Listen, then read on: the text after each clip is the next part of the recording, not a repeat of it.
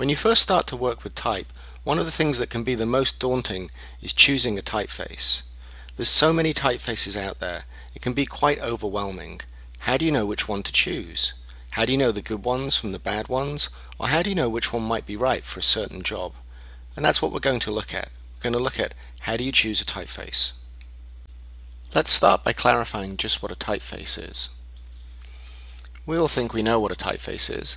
It's that thing that we recognize the shape of when we see it. We see these shapes and we think, oh, that's very familiar. We know that typeface. It's Times New Roman. For most typefaces, you use the regular or Roman version.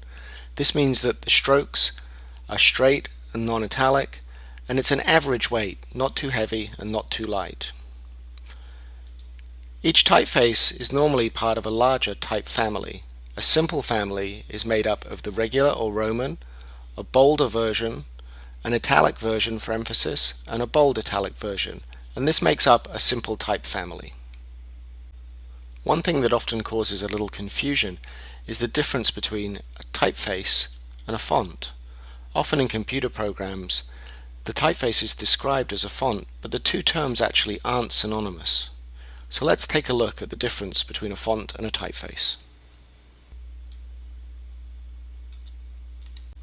A typeface is what we've already looked at. So that's one style within a type family. So here we can see Times Italic is a typeface, Times Roman is a typeface, Times Bold is a typeface. And it doesn't matter what size you set that typeface in, it's still going to be the same typeface, Times Roman.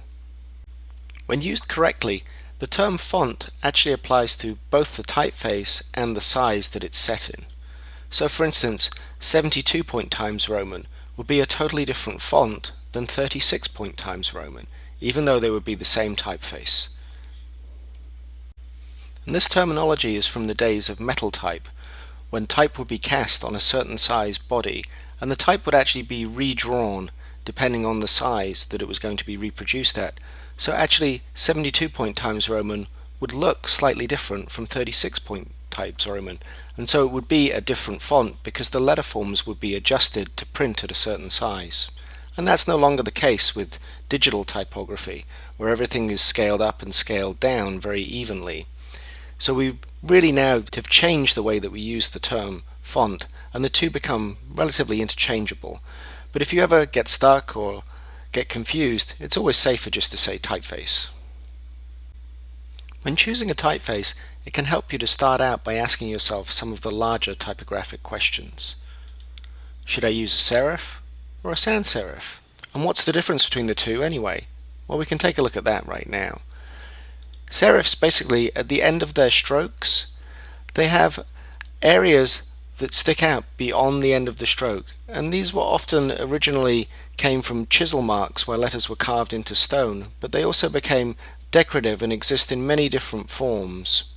One of the functions of the serif is to actually accentuate the baseline, and this sometimes helps the letters be easier to read in long texts.